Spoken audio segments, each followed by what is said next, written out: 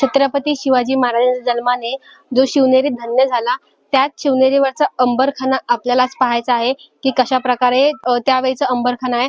तर चला बघूयात.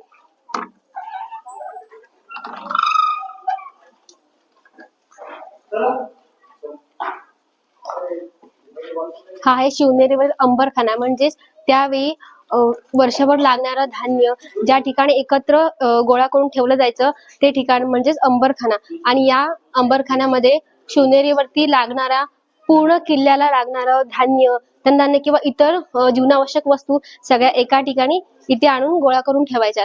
आणि तुम्ही जर याचं बांधकाम पाहिलं